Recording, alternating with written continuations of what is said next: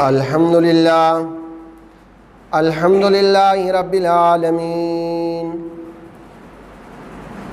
والصلاة والسلام علی سید الانبیاء والمرسلین اما بعد فاعوذ باللہ من الشیطان الرجیم بسم اللہ الرحمن الرحیم یا ایہا الذین آمنوا کتب علیکم الصیام کما کتب علی الذین من قبلکم لعلکم تتقون آمنت باللہ صدق اللہ العظیم ان اللہ وملائکتہ یصلون علی النبی یا ایہا الذین آمنوا صلوا علیہ وسلموا تسلیما اللہم صل علی سیدنا ومولانا محمد عدد ما فی علم اللہ صلاة دائمة بدوام ملک اللہ۔ بآواز بلند محبت کے ساتھ پڑھیے الصلاۃ والسلام علیک یا رسول اللہ، الصلاۃ والسلام علیک یا حبیب اللہ، الصلاۃ والسلام علیک یا نبی اللہ وعلی آلک واصحابک یا نور اللہ۔ پیارے دوستو، بزرگوں، میں نے آپ کے سامنے قرآن مجید فرقان حمید کی جو آیات کریمہ پڑھنے کا شرف حاصل کیا ہے، اس میں اللہ تبارک و تعالیٰ نے روزوں کی فرضیت کا تذکرہ فرمایا ہے۔ چنانچہ خداوند تعالیٰ نے ارشاد فرمایا یا ایہا الذین آمنوا کتب علیکم الصیام کما کتب علی الذین من قبلکم لعلکم تتقون، اے ایمان والو تم پر روزے فرض کیے گئے جیسا کہ اگلوں پر فرض ہوئے تھے کہ کہیں تمہیں پرہیزگاری ملے۔ پیارے دوستوں اور بزرگوں، اس ذات پاک جل وعلا کا کروڑوں مرتبہ شکر ہے جس نے ہمیں زندگی میں ایک مرتبہ پھر رمضان المبارک کا رحمتوں اور برکتوں والا مہینہ دیکھنا نصیب فرمایا ہے۔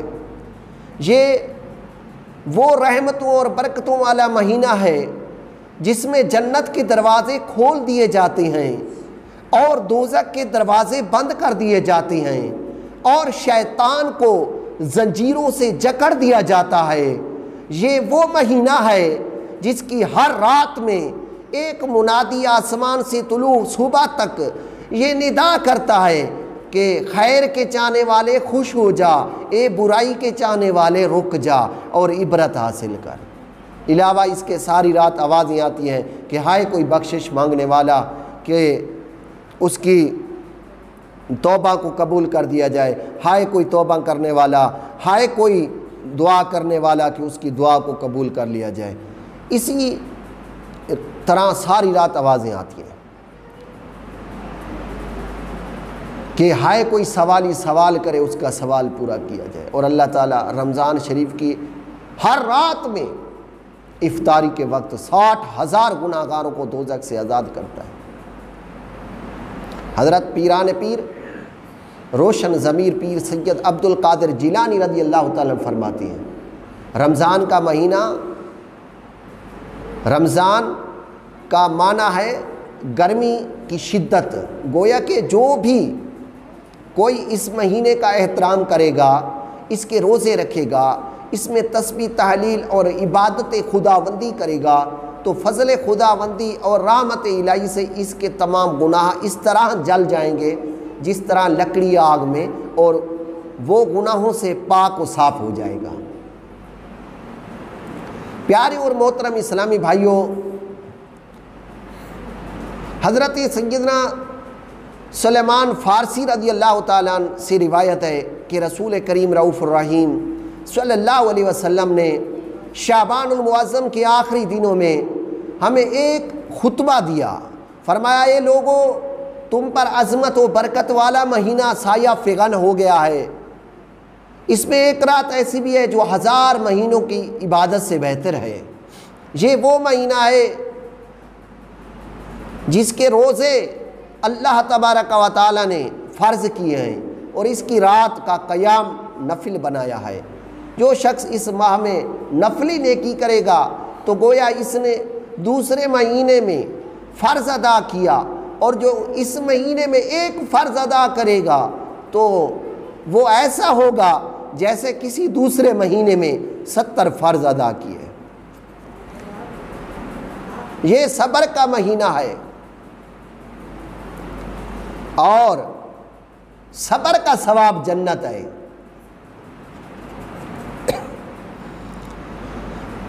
پیارے اور محترم اسلامی بھائیوں، اللہ تعالیٰ کی رضا کے لیے باوجود ہر چیز موجود ہونے کے صبح سے لے کر شام تک خود پر پابندی کھانے پینے پر لگائی جاتی ہے۔ اسی کا نام تو صبر ہے، اور صبر کا اجر جنت ہے۔ مگر بعض بدقسمت لوگ وہ بھی ہوتے ہیں جو صحت مند ہٹے کٹے ہونے کے باوجود روزہ نہیں رکھتے اور بے صبری کا مظاہرہ کرتے ہیں، گلی گلی کوچے کوچے کھلے بندوں کی یعنی کھلے بندروں کی طرح کھاتے پیتے پھرتے ہیں۔ رمضان کے روزے رکھنے تو دور، رمضان کا احترام بھی نہیں کرتے۔ آئیں دیکھیں، جن لوگوں نے اپنے نفس پر پابندی لگائی تو وہ وقت کے ولی اللہ بن گئے۔ حضرت علی احمد صابری کلئی رحمۃ اللہ علیہ کی والدہ ماجدہ اپنے لخت جگر کو لے کر اپنے بھائی خواجہ فرید الدین گنج شکر رحمۃ اللہ علیہ کی خدمت میں حاضر ہوتی ہیں، عرض کرتی ہیں، بھائی جان یہ میرا لخت جگر علی احمد آپ کے سپرد ہے، میں اسے تعلیم و تربیت کے لیے آپ کے پاس لائی ہوں۔ بابا صاحب نے فرمایا ٹھیک ہے، مگر چلتے وقت بہن نے بھائی سے کہا کہ میرا نور نظر شرم و حیا کا پتلا ہے، منہ سے کبھی کچھ نہیں مانگتا، میرے بچے کو بھوک پیاس کی تکلیف نہ ہو۔ حضرت بابا فرید الدین گنج شکر صاحب نے مخدوم صاحب کو بلا کر ان کے سامنے یہ حکم دیا کہ کل سے لنگر کی تقسیم تمہارے سپرد ہے، صبح سے لے کر تم ہی لنگر تقسیم کیا کرو گے۔ یہ سن کر آپ کی والدہ ماجدہ خوش ہوئی اور واپس چلی گئی۔ اس کے بعد تقریباً 12 سال کے بعد دوبارہ بھائی کے پاس آئی تو کیا دیکھتی ہیں کہ لخت جگر کا جسم انتہائی نحیف لاغر ہو چکا ہے، رنگ پیلا پڑ گیا۔ پوچھا بیٹا کیا تیرے ماموں نے تجھے کھانے کے لیے کچھ نہیں دیا؟ آپ خاموش رہے۔ بابا صاحب نے بہن کی طرف دیکھا کہ وہ حسرت زدہ نگاہوں سے بھائی کا چہرہ دیکھ رہی ہے، تو خواجہ صاحب نے فرمایا بہن میں نے تو تمہارے سامنے ہی لنگر کھانے کا انتظام اس کے سپرد کر دیا تھا، اس سے پوچھو کہ اس نے کھانا کیوں نہیں کھایا۔ جب ماں نے دریافت کیا، پوچھا کہ بیٹا آپ نے جواب دیا کہ ہاں بے شک آپ نے لنگر تقسیم کرنے کا کہا تھا، کھانے کے لیے تو نہیں کہا تھا، اسی دن سے آپ کا لقب صابری ہو گیا۔ حضرات محترم، یہ تھا ان بزرگوں کا تقویٰ کہ جب تک کھانے کے لیے نہ کہا جائے۔ 12 سال بھی گزر گئے مگر کوئی ہائے ہو نہیں کہ لیکن ہمارا جو حال ہے کہ اول تو روزہ رکھتے ہی نہیں، اگر رکھ بھی لیں تو لوگوں کو بتاتے پھرتے ہیں کہ یار روزہ بہت لگا ہے۔ کوئی پوچھنے والا ہو تو پوچھے کہ یار روزہ تو نے اللہ تعالیٰ کے لیے رکھا ہے اور بتا تو لوگوں کو پھرتا ہے، بتاتا لوگوں کو پھرتا ہے۔ تو پیارے اور محترم سامعین، عرض یہ ہے کہ یہ صبر کا مہینہ ہے۔ پھر فرمایا گیا وَشَهْرُ الْمَوَاسَطَةِ، یہ غم خواری، ہمدردی اور ایثار کا مہینہ بھی ہے، یعنی اگر کوئی غریب ہو تو اس کا خیال بھی رکھو، اسے کھانا بھی کھلاؤ، اس کی مدد بھی کرو۔ پیارے اور محترم اسلامی بھائیوں، حضور سید عالم صلی اللہ علیہ وسلم نے ارشاد فرمایا کہ جب مومن ماہ رمضان میں بیدار ہوتا ہے، جاگتا ہے صبح کو سیری کرنے کے لیے، تو اس سے فرشتہ کہتا ہے کہ اٹھ خدا تجھ پر رحم کرے۔ بس جب وہ اٹھ کھڑا ہوتا ہے نا تو اس کا بستر جو ہے، وہ جس کے اوپر لیٹتا ہے، وہ بستر اس کے لیے دعا کرتا ہے، اے اللہ عز و جل اس کو جنت کے بلند بستر عطا فرما۔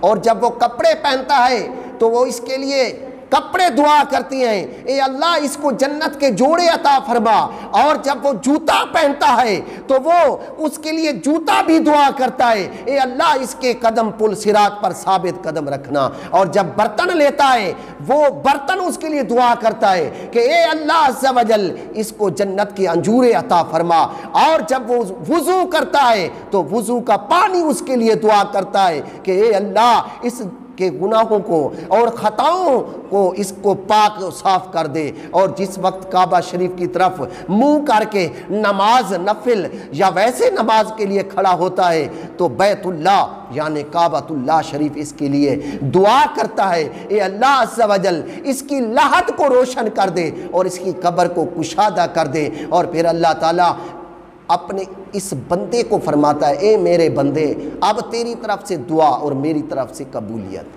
اور ایک دوسری حدیث پاک میں ہے کہ امام الانبیاء علیہ السلام نے فرمایا کہ روزہ دار کا سونا بھی عبادت ہے اور اس کی سانسیں تسبیح ہیں اور اس کی دعا مقبول ہے، اس کے گناہ بخش ہوئے ہیں اور اس کے عمل دگنے ہو جاتے ہیں۔ الغرض رمضان شریف کا مہینہ ہمارے لیے رحمت ہی رحمت، برکت ہی برکت کا مہینہ ہے۔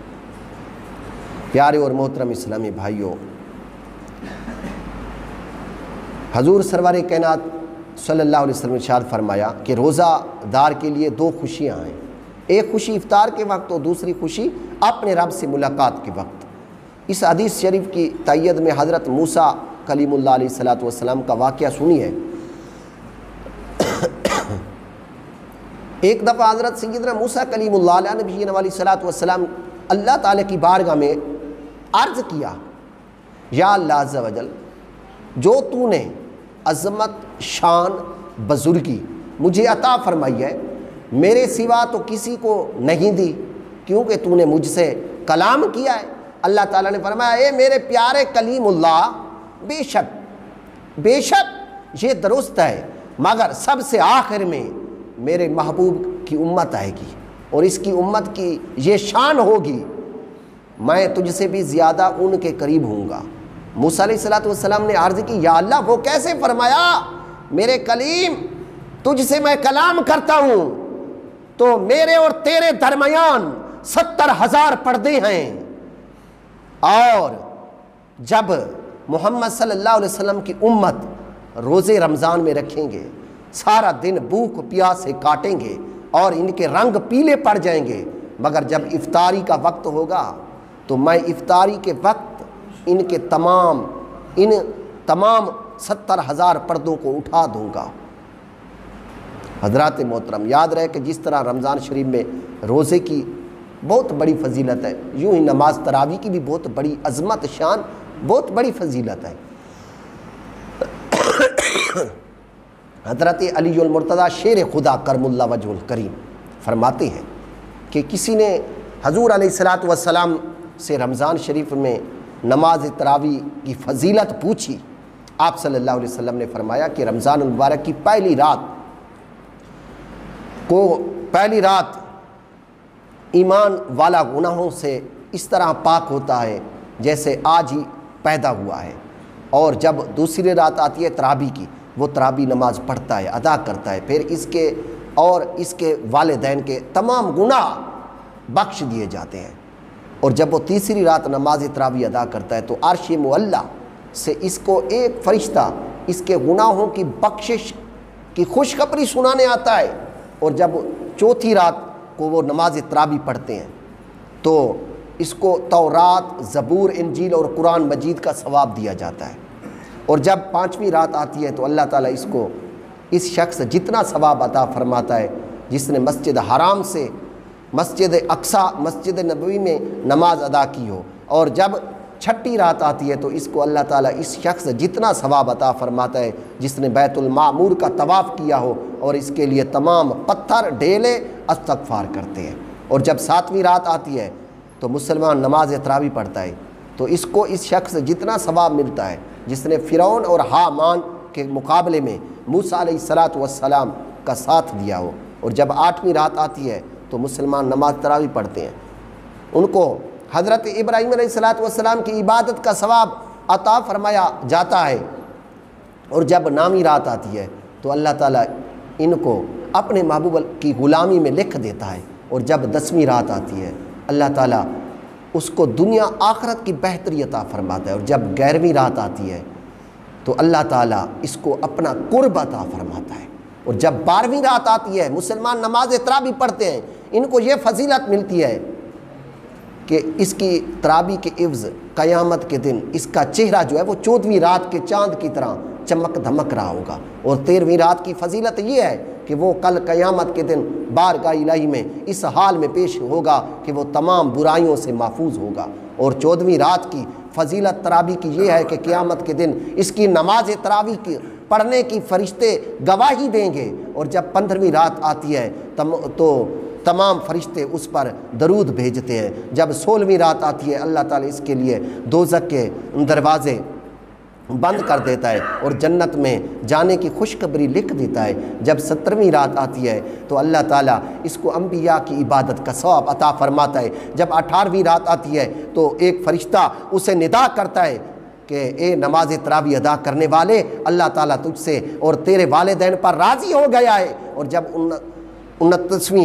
19ویں رات آتی ہے تو اللہ تعالیٰ جنت میں اس کا درجہ بڑھا دیتا ہے۔ اور جب 20 کی رات آتی ہے اللہ تعالیٰ اسے شہداء صالحین کا ثواب عطا فرماتا ہے۔ اور جب 21 رات آتی ہے تو اللہ تعالیٰ اس کے لیے جنت میں نور کا ایک گھر بنا دیتا ہے۔ جب 22 کی رات آتی ہے تو اسے اللہ تعالیٰ یہ انعام دیتا ہے کہ وہ قیامت کے تمام پریشانیوں اور غم سے محفوظ ہو جاتا ہے۔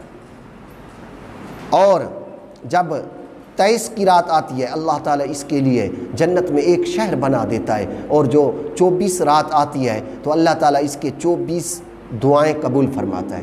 جب 25 رات آتی ہے تو اللہ تعالیٰ اس سے قبر کا عذاب اٹھا لیتا ہے۔ اور جب 26 رات آتی ہے اللہ تعالیٰ اس کو 40 سال کی عبادت کا ثواب عطا فرماتا ہے۔ اور جب 27ویں رات آتی ہے تو اللہ تعالیٰ اس کو اس شان سے نوازتا ہے کہ وہ قیامت کے دن پل صراط سے بجلی کی طرح گزر جائے گا۔ اور جب 28ویں رات آتی ہے اللہ تبارک و تعالیٰ جنت میں اس کے لیے ایک درجہ بلند کر دیتا ہے۔ اور جب 29 کی رات آتی ہے اللہ تعالیٰ اس کو 1000 مقبول حج کا ثواب عطا فرماتا ہے۔ اور جب 30 کی رات آتی ہے نماز تراویح ادا کرتے ہیں اللہ تعالیٰ اسے قیامت کے دن فرمائے گا اے میرے بندے یہ جنت کے میوے تیرے لیے ہیں، جہاں سے دل چاہے کھا، اور یہ آب کوثر جتنا چاہے پی، میں تیرا رب ہوں اور تو میرا بندہ ہے۔ انا ربک وانت عبدی، میں تیرا رب ہوں اور تو میرا بندہ ہے۔ پیارے اور محترم اسلامی بھائیوں، یہ تو تھے فائدے روزے رکھنے اور نماز تراویح ادا کرنے کے، فضیلتیں تھیں، برکتیں، کتنی رحمتیں ہیں اللہ تبارک و تعالی ہم پر برسا رہا ہے۔ اور جو بھی روزہ ہوتے ہیں روزہ جان بوجھ کر نہیں رکھتے، ایک کی تو مجبوری ہوتے ہیں، کوئی بیمار ہوتے ہیں ان کی شرعی مجبوری ہے، ٹھیک ہے، وہ روزہ نہیں رکھ سکتے، ان کی مجبوری ہے۔ لیکن یہ مجبوری جب ختم ہو جائے گی تو پھر اس کو روزے قضا کرنے لازمی ہیں، ان کو دوبارہ جو ہے نا رمضان کے بعد روزے رکھنے فرض ہیں، ضروری قضا جو ہے لازمی کرنی ہے۔ اس کے بعد کوئی ایسے مسلمان بھی ہیں جن کو کوئی کام نہیں ہوتا، واندے ہیں، اور روزہ رکھنا چاہیں تو وہ رکھ سکتے ہیں، اس کو پورا کر سکتے ہیں، لیکن سستی کی وجہ سے نہیں رکھتے۔ ایسے لوگوں پر کتنا عذاب ہے۔ اللہ تبارک و تعالیٰ نے فرمایا جو رمضان شریف کا ایک روزہ جان بوجھ کر چھوڑ دیتا ہے اس کی دنیا کے اندر یہ سزا ہے کہ وقت کا حاکم اس کو قتل کروا دے۔ یہ تو دنیا کی ایک سزا ہے، مرنے کے بعد کتنی سزا خطرناک ہوگی۔ پیارے اسلامی بھائیوں، یہ رمضان شریف نصیب والوں کو نصیب ہوتا ہے۔ ذرا اپنے ارد گرد نگاہ گھماؤ، جو پچھلے سال ہمارے ساتھ تراویح پڑھتے تھے یا اپنے کہیں بھی تراویح پڑھتے تھے وہ آج نہیں ہیں، ان کو رمضان نصیب نہیں ہوا نا، پہلے مر گئے، پہلے قبر نصیب ہو گئی۔ اللہ پاک نے ہمیں ایک موقع دیا ہے، ایک یہ سمجھو کہ ہماری نیکیوں کے لیے ایک پیکیج ہے، پیکیج جو ہم پیکیج کرواتے ہیں نا آج کل، جو نیٹ کا پیکیج کراتے ہیں یا کال پیکیج کرواتے ہیں تو وہ سستا پڑتا ہے۔ یہ رمضان کا بھی ایک نیکیوں کا پیکیج ہے، ہمیں نصیب ہو گیا ہے، لیکن اس میں ہم غفلت نہیں کرنی چاہیے ہمیں، اور اس کو جتنا ہو سکے یار، جتنا ہو سکے اس میں زیادہ سے زیادہ اللہ کو راضی کرنے کی کوشش کرنی چاہیے۔ آئندہ سال نہ جانے یہ ہمارے نصیب میں ہوگا یا نہیں۔ رمضان تو آئے گا لیکن ہم ہوں یا نہ ہوں کوئی پتہ نہیں۔ زندگی کا کوئی بھروسہ نہیں یار، اچھا بھلا آدمی چلا جاتا ہے، پتہ نہیں ہماری آنکھوں میں کون سے پردے پڑے ہوئے ہیں، اپنی آنکھوں سے دیکھ رہے ہیں، جنازے اٹھتے دیکھتے ہیں، پھر بھی یار غفلت پتہ نہیں ایسی ہے کہ ہمارے دل پر جم چکی ہے۔ ایسی غفلت کا ہم سوچ بھی نہیں سکتے یار۔ ایک مسلمان ایسے رمضان شریف کے اندر کردار کرتا ہے، افسوس یار تیرا ٹائم برباد پاس نہیں ہو رہا، بھی کیا کر رہے ہو، گیم کھیل رہے، کیوں رمضان کے اندر بھی ٹائم پاس نہیں ہوتا؟ ارے برباد ہو جا تو، تیرا رمضان کے اندر گیم کے ساتھ ٹائم پاس ہو رہا ہے، اگر تو مسجد میں بیٹھ کر قرآن کی تلاوت کرے وہ تیرا ٹائم کتنا پاس ہوگا؟ تو رب کے کلام کی جب تلاوت کرے گا، اللہ پاک نے کیا کہا سمجھے؟ قرآن پاک میں فرمایا کہ جس نے مجھ سے کچاری کرنی ہو، جس نے مجھ سے باتیں کرنی ہو، وہ آ جائے میرا کلام اللہ اٹھائے، اس کو پڑھے اور دل میں یہ سمجھے کہ میں اس کے ساتھ باتیں کر رہا ہوں۔ یہ شان ہے قرآن کی یار، ایک لفظ پڑھو تو 10 نیکیاں ملیں۔ کتنی برکتیں اور کتنی رحمتیں ہمارے اوپر برس رہی ہیں، لیکن افسوس یار، افسوس ہی کر سکتے ہیں اور کیا، کسی کو زبردستی تو نہیں کر سکتے، کہہ سکتے ہیں بس۔ اللہ پاک ہر مسلمان کو سمجھنے کی بھی توفیق عطا فرمائے۔ کوئی تو پھر ایسے ناراض ہو جاتا ہے، یار مولوی یہ ہمارے اوپر باتیں کر رہا ہے، یار یہ میں تمہاری چنگائی کے لیے باتیں کر رہا ہوں۔ یہ کبھی یاد کرو گے مار کر جب قبر میں جاؤ گے نا، یار مولوی سچا تھا، سچ کہتا تھا۔ ہم اپنی طرف سے باتیں نہیں کرتے، حدیث قرآن سے ثابت ہیں جو باتیں وہ کرتے ہیں۔ یار آپ کو سمجھ بوجھ نہیں ہے تو اس میں ہمارا قصور نہیں ہے، جو انسان غلط سمجھے اس کی اپنی مرضی۔ تو محترم اسلامی بھائیوں، ابھی وقت ہے، ابھی ہماری سانسیں چل رہی ہیں، ابھی ہمارے پاس طاقت بھی ہے، ہم روزے بھی رکھ سکتے ہیں۔ جب ہم بوڑھے ہو جائیں گے تو پھر ہمارے پاس طاقت بھی نہیں ہوگی، ہم نیکیاں کرنا چاہیں گے تو پھر نہیں کر سکیں گے۔ جو ابھی جوانی کے اندر عبادت کا مزہ ہے نا، وہ حقیقت میں پھر بعد میں نہیں ہے۔ جوانی کے اندر زیادہ سکون آتا ہے، عبادت کر کے لطف ملتا ہے، روزہ رکھ کر خوشیاں نصیب ہوتی ہیں۔ پیارے اسلامی بھائیوں، کوشش کرو، جتنا وقت ہے اس کو غنیمت جانو۔ زندگی کا کوئی بھروسہ نہیں، یہ امیدیں چھوڑ دو کہ اگلے رمضان میں رکھ لیں گے، ہاں یہ جمعہ گزر جائے اگلے جمعے رکھ لیں گے، اگلے جمعے کو چھوڑو، کل کا بھی پتہ نہیں ہے کہ یہ سانس ہم جو بیٹھے ابھی مسجد سے باہر جائیں گے، کسی کو کوئی بھروسہ ہے؟ موت ادھر بھی آ سکتی ہے، ابھی بھی آ سکتی ہے، موت کا کوئی وقت مقرر نہیں ہے یار۔ کوشش کرو جتنا ہو سکے اپنے رب کو، اپنے رب کے محبوب صلی اللہ علیہ وسلم کو راضی کر لو۔ ابھی وقت ہے، ابھی ٹائم ہے ہمارے پاس، نمازیں پڑھو یار، رمضان کا شریف کا مہینہ ہے، ایسے پڑھے لکھے بندے یار نمازیں نہیں پڑھتے، قرآن پڑھے ہوئے پھر بھی نمازیں نہیں پڑھتے، قرآن کی تلاوت نہیں کرتے، سالوں سال گزر گئے، قرآن الماری میں رکھا ہے، کبھی اٹھا کر پڑھتے نہیں ہیں یار۔ توفیق نہیں ملتی، یہ نہیں کہیں کہ میں بڑا کوئی فنکار ہو گیا ہوں، ارے تجھے رب توفیق نہیں دیتا، اپنے گھر میں بلاتا نہیں ہے، تو ندامت کر، تو افسوس کر، اپنے گناہوں پر رو کہ یا اللہ تو مجھ سے ناراض ہو گیا ہے، مجھے اپنے گھر میں بلاتا نہیں ہے، میں سجدے کے قابل بھی نہیں ہوں۔ ابھی وقت ہے، ٹائم ہے، سجدے کر لے، رب کو راضی کر لو، رمضان کے روزے رکھ لو، یہ ایک ہمارے لیے بہت بڑی خوش قسمتی ہے کہ رمضان نصیب ہو گیا۔ اللہ پاک ہم سب کو عمل کی توفیق عطا فرمائے۔ وآخر دعواہم ان الحمدللہ رب العالمین۔ جن اسلامی بھائیوں نے سنتے نہیں پڑھی وہ سنتے ادا فرما لیں۔